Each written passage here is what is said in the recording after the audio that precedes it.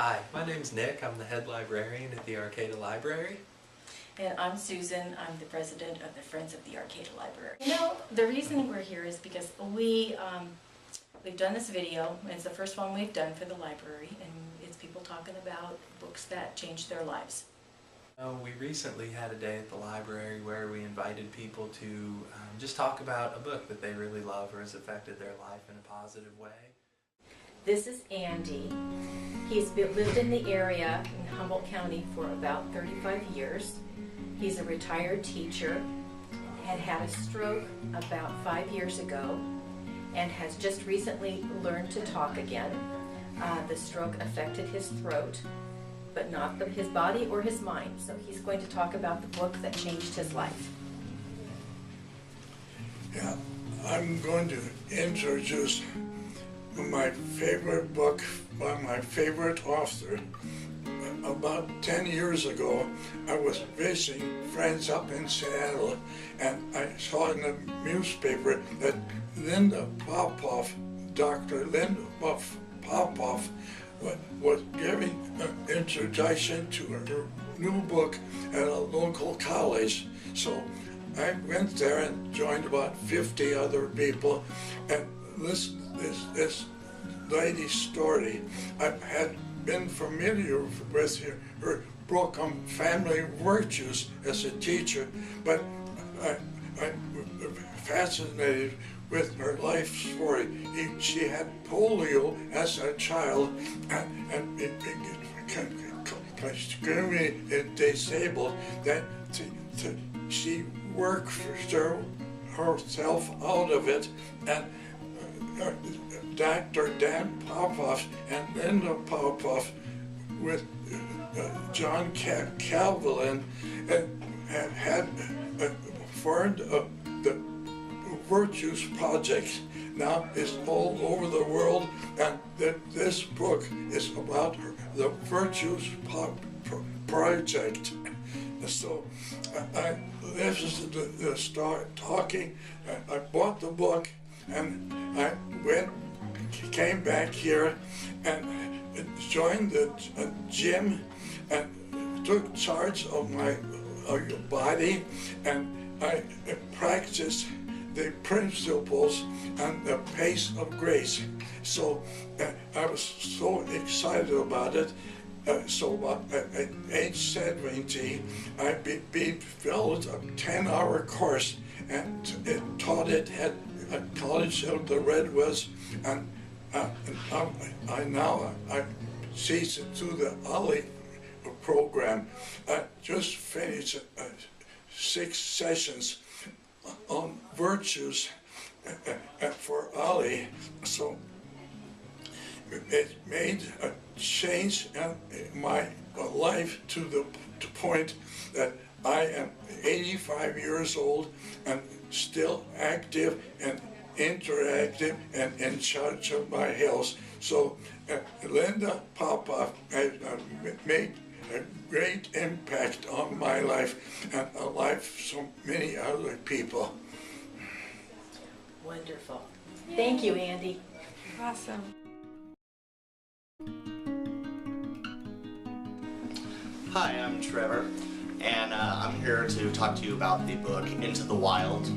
It's a book that I read recently that really was inspirational to me and in many ways changed my life. I don't want to spoil it too much for you, but in a nutshell, it's about a guy, Alexander Supertramp, who is a kid who's pretty much provided everything in life. Wealthy upbringing, paid tuition to school, parents gave him everything, got good grades, got through college to please his parents, and decided that he needed more than that. He needed substance, and really went on a personal adventure, if you will, into the wild to find his inner self and to seek self-substance. It was inspirational for me because I could relate to that. I did not have that same upbringing. I came from a middle-class family, but the search for inner self, the search for more, the search for knowing that sometimes in life it's not about the bright shiny car or how much money you have. It's about, you know, heart, about mind, soul, spirit. It's about nature. It's about people. Establishing relationships with total strangers, you know, and just becoming one, not only with what's around you and the people, but with yourself. That being said, I'm sitting here today. I just got into this town of Arcata today, seeking out a best friend who I haven't seen in 15 years. Because I am personally on a mission, just like Alexander Supertramp. So he made it up to Alaska. I made it to Arcata. But it's all about this and this. And I really recommend that everybody read the book. It's really good, and it'll change your life, or at least make you think about things a little differently. Thanks.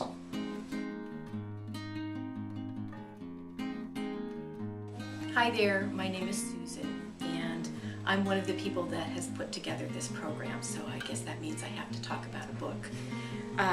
My favorite book is a book that my sister gave me called Story People by Brian Andreas. I really like this book. She gave it to me a number of years ago, and every time I clean out my bookshelf, I always think I'm going to get rid of it.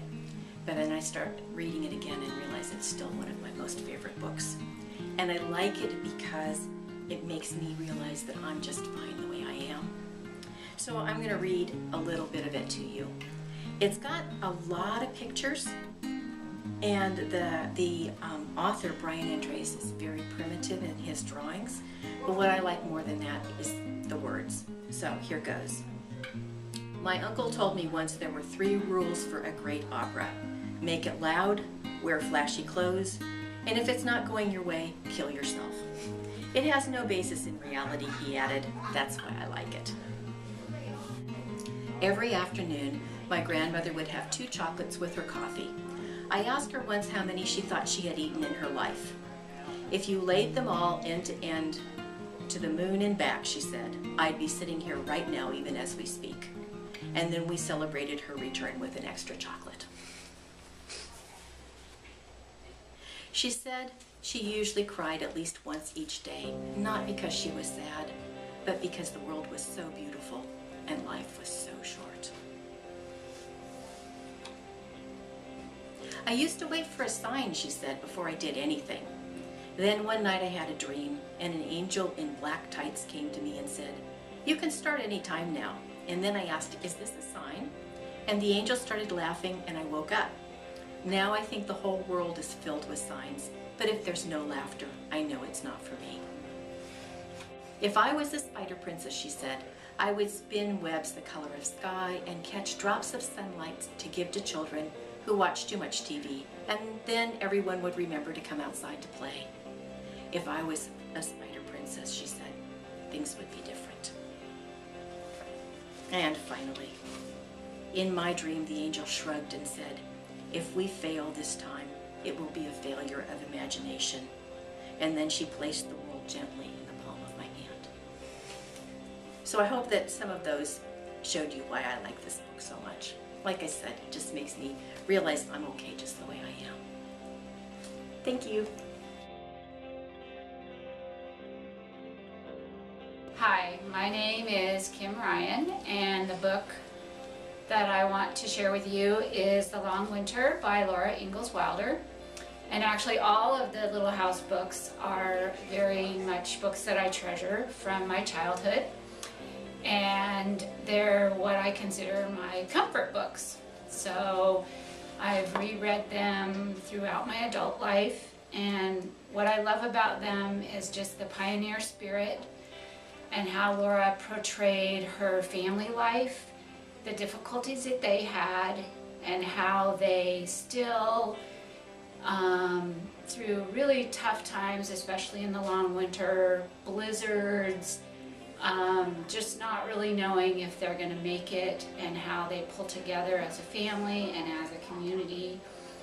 I spent one winter myself in Minot, North Dakota with all the comforts, but I do know what that true bitter cold is like, and I just think it's amazing with the wind howling and the snow outside, and I just don't know how that little wood stove really kept them warm. So this is just a favorite of mine. I would encourage anyone to read them.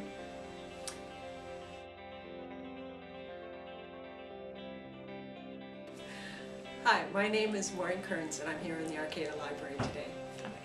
It was very hard to come up with one book that I really liked, and I found it funny that what I came up with were two books from my childhood, Pippi Longstocking and Mary Poppins, and both of them had an enormous impact not only on me as a kid but on who I became as an adult and who I am as an adult. And I pulled Mary Poppins by P.L. Travers off of the library shelf, and I even remembered the author still.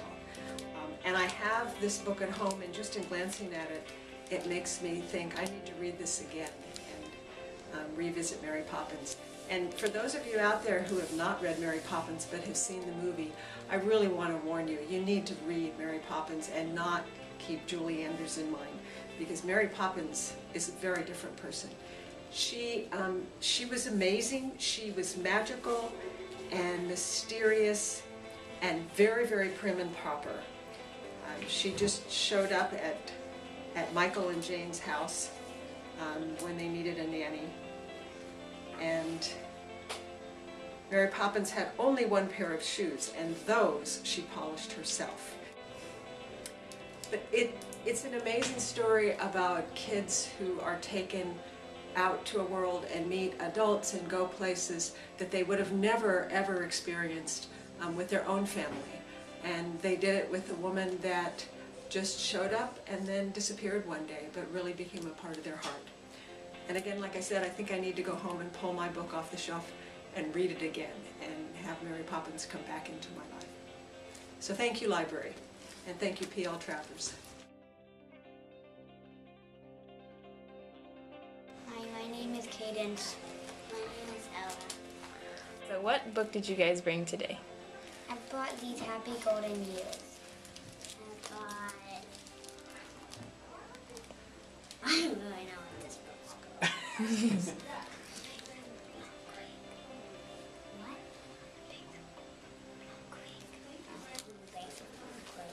All right, so what made you choose these books today, guys? Well, we were just reading the story, and this was a book, and it was one of my favorites in the series. And this one was a long time ago, but it was pretty fun. It was pretty funny too, because it's it's one of my favorite books. Awesome, so both of these are by Laura Ingalls Wilder, right? Little House on the Prairie, awesome. Okay, do you guys have a favorite part in each of those books, like a favorite scene?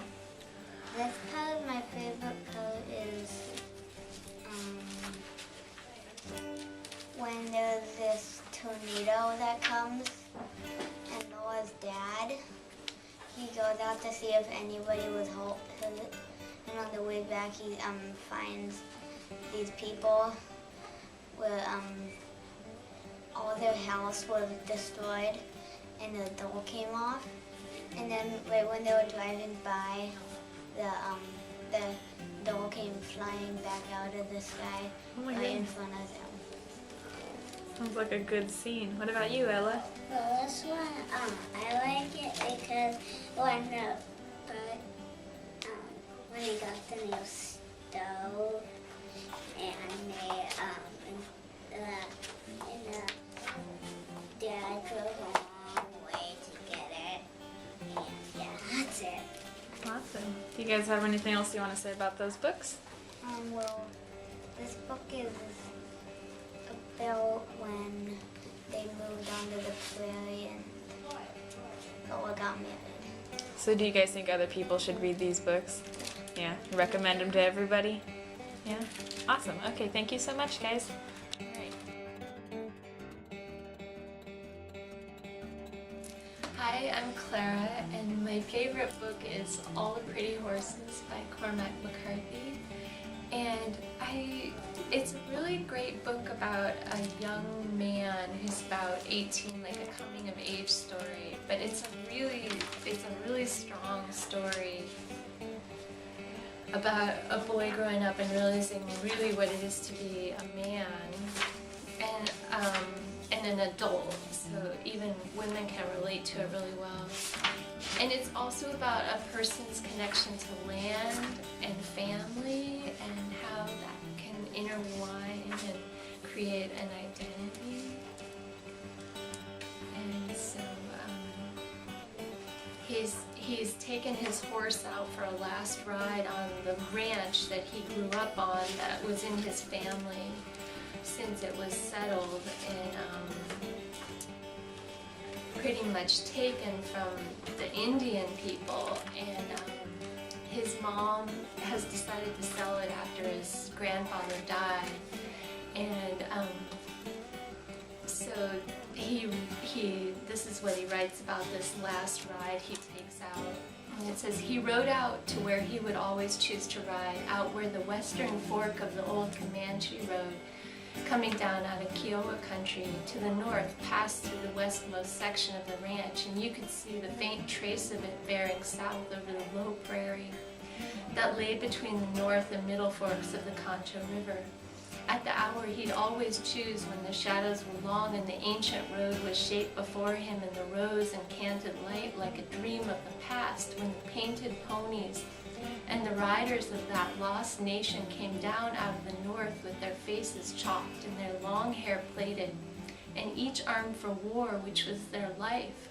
And the women and children and women with children at their breasts, all of them pledged in blood and redeemable in blood only.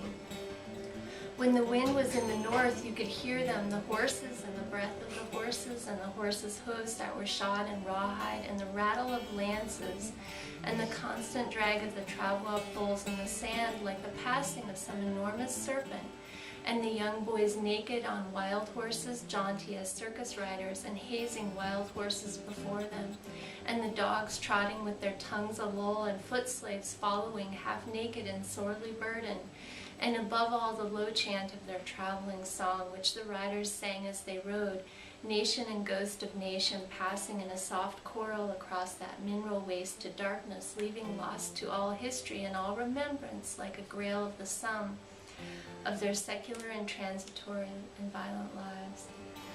So he's just captures like people in a place, like this is West Texas, hard country, but beautiful. That's all. That was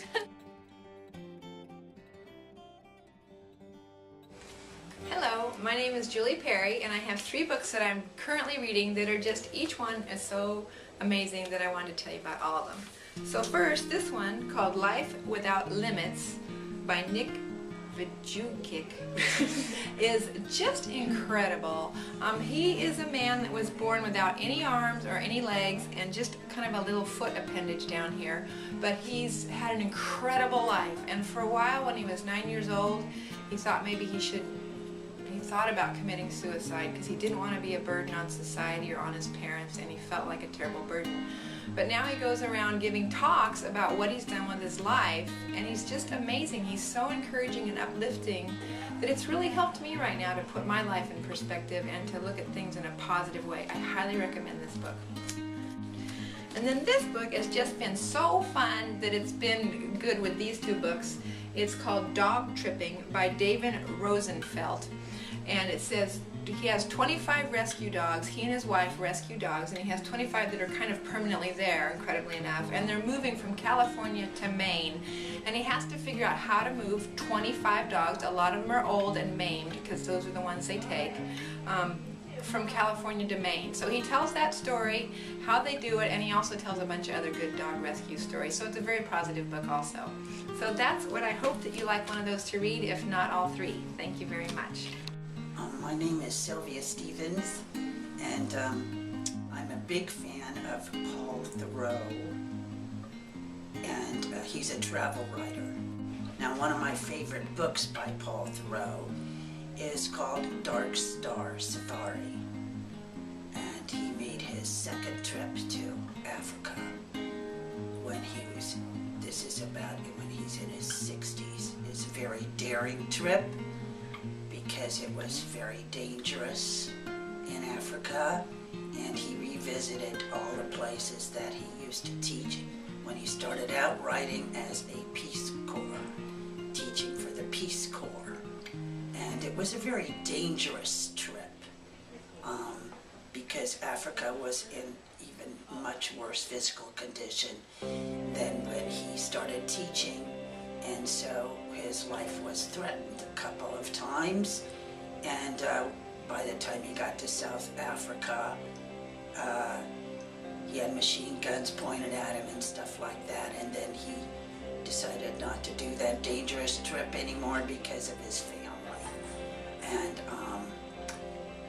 but what I like about Paul Theroux also, being very clear with his writing and what he sees, it's not prettied up, it's the facts. And but he writes about writers from the country he's in, and he even visited writers of the countries he's visiting. And so that makes it even more fascinating when he's writing, because he's sometimes on a one-to-one with these famous writers talking about where they live, their house, etc., which I would never even know about. So the scope of his writing is immense, and it's totally enjoyable because it's real, and he's a good writer. Okay, that's all I have to say.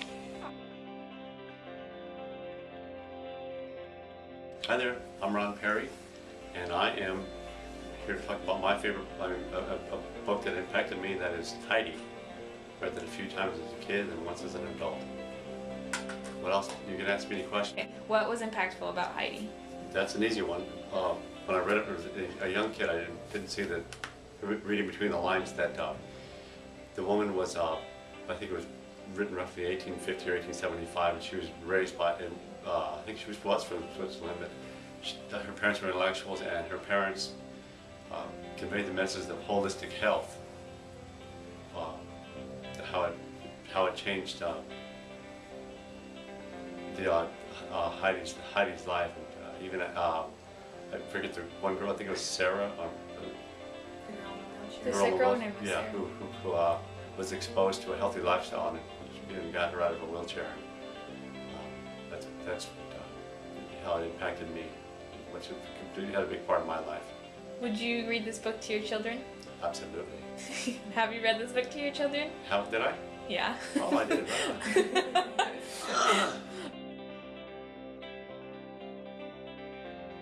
My name's Leah Sullivan, and I've been reading my whole life. It's what I do to relax.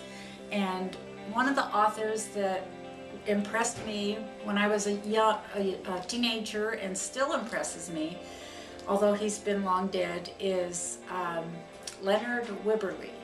And most people don't know about him. Another author like that is Neville Shute, but his works are very well known. For instance, Neville Shute wrote On the Beach and the story that's the base for A Town Like Alice, but he has other really good books like In the Wet. Leonard Wibberley died in the 80s. I remember noting his death, but he's an Irish author that immigrated to America, and he wrote The Mouse That Roared. And he has very, if you like dry humor that makes comment on the world's political situation and slightly spiritual books, he's the writer. Anyway, books mean a lot to me, and I think the more I read, the more I discover new stuff to read.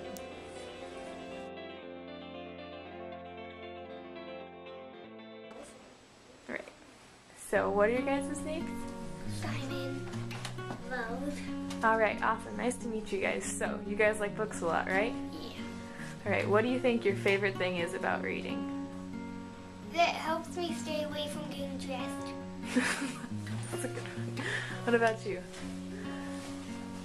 Little kind of helps me sound it out. Helps you sound out words. Cool. Is there kind of books, different kind of books you guys like to read? Like specific books?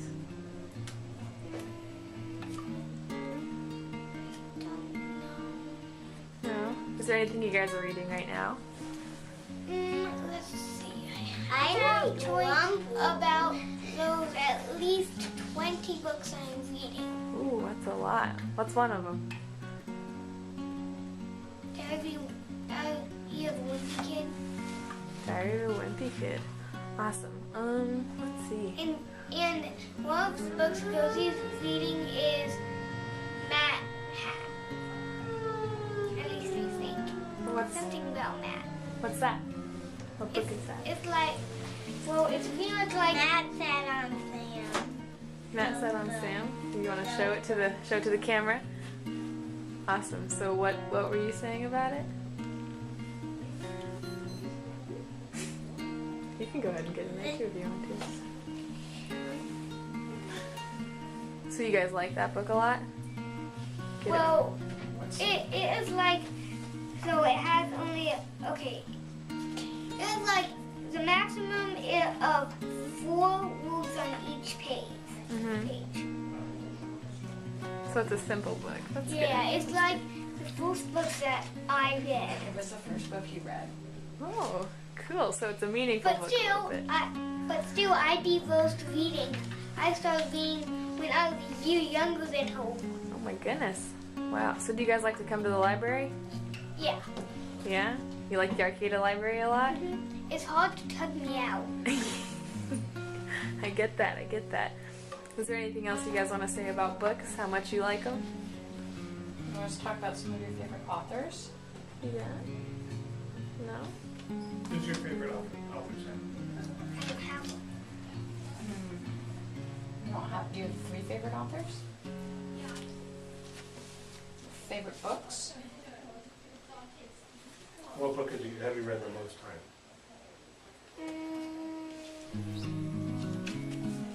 It's not exactly a book. More like a walkthrough that gives me good ideas for books and programming. And I'm pretty much, if you see that book, my nose is usually buried into it. That's pretty cool. Okay, so hi, my name's Izzy Perry, and I want to talk to you guys about a book that really, I think, influenced my life, and that book is Calvin and Hobbes. Calvin and Hobbes was something that I read before I could read. I read as I was learning to read, and then something I still read now and get the jokes that I never really got as a kid. I think Calvin and Hobbes, just like the relationship, the little boy and the stuffed animal who came alive to Calvin, the relationship they had, like the free, not caring at all, always summertime, you know, his only friend is a stuffed animal. The relationship he has with the girl just was this life that I really liked. And just Calvin's attitude, kind of sassy, and his dad, who'd always make him shovel the walkway. That was something that I really I loved to read, and I loved to see the experience Calvin and Hobbes had, and the fun that they had, and the adventures that they had. I think everyone should read Calvin and Hobbes, whether you're like 3 years old or whether you're 90 years old. It's something that's always funny to me.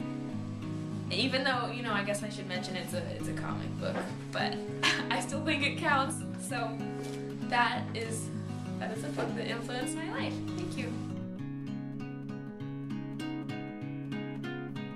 We'd like to thank you all for watching this video.